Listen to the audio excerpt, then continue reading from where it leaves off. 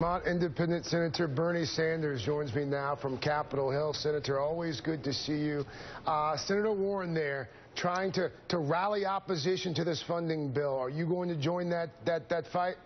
This is a bad bill, and I'm certainly going to vote against it for a number of reasons. I think Senator Warren listed one of the reasons. Look, Wall Street's greed and illegal behavior drove us into the worst recession since the Great Depression, impacting millions and millions of people.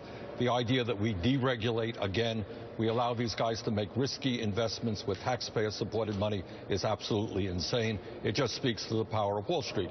But that's not all that's in this bill. This bill will cut pensions, guaranteed pensions that were guaranteed for a whole lot of working people. At a time when so many people in the middle class federal pensions, right? We should know federal pensions. Federal guaranteed pensions, right. This, at a time when real unemployment is over 11%, that we need to invest in our infrastructure.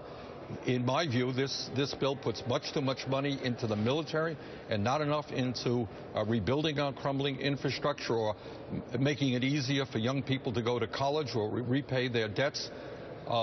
So there is a lot in this bill, I think, which does not work for the middle class of this country and should be opposed. If so many Democrats and especially liberals are upset about a lot of the things that are in this bill, I mean, who do they blame? Because after all, I mean, you guys had negotiators in the room. Right.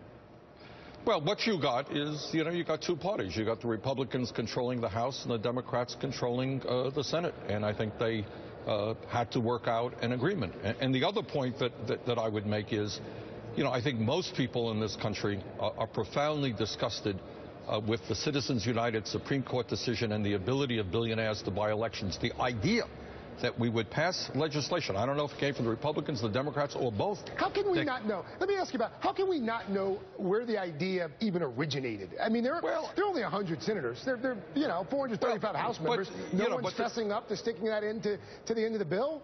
I mean, that's a fair question, but as Ed O'Keefe just mentioned to you, I think at the end of the day, a lot of this goes to the leadership. These guys wink off on it. But at the end of the day, the idea that we give even more political influence to the wealthiest people in this country to buy elections, I don't know who in America thinks that that's a good idea. But by the way, while we're on this, let me say there are some good things in the bill. I'm chairman of the Veterans Committee. The budget for the Veterans Committee is a very good budget. Yeah.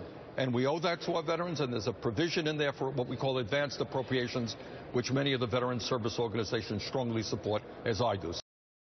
Also pre-K funding as well. I mean, there are a lot of folks who've noted that pre-K funding in the bill is something that both sides can celebrate. That's right. While I have you here really quickly, Senator, I do want to get your reaction to the Senate to the so-called torture report. What's your take? Look, I mean, frankly, for me, who opposed the war in Iraq, who did not believe a whole lot that was coming from the Bush-Cheney administration, it's not surprising, but it is enormously disturbing. That's not what America is supposed to be. We're supposed to be a different type of country. And it makes it very difficult for any president of the United States in an increasingly brutal and horrible world out there, where terrible things are happening in Syria and elsewhere, to say, look, you can't do that. That's inhuman. That's not civilized, when in fact we have engaged in torture. So I think we've got to get our act together on that. Yesterday, Congresswoman Jackie Spear told me that she believed the CIA should apologize to those who had been tortured. Do you agree? Should apologies be issued? I think we should make it clear that the United States government does not torture. Okay. Senator Bernie Sanders, Senator, thank you so much for your insight, sir. Thank you. Coming up here on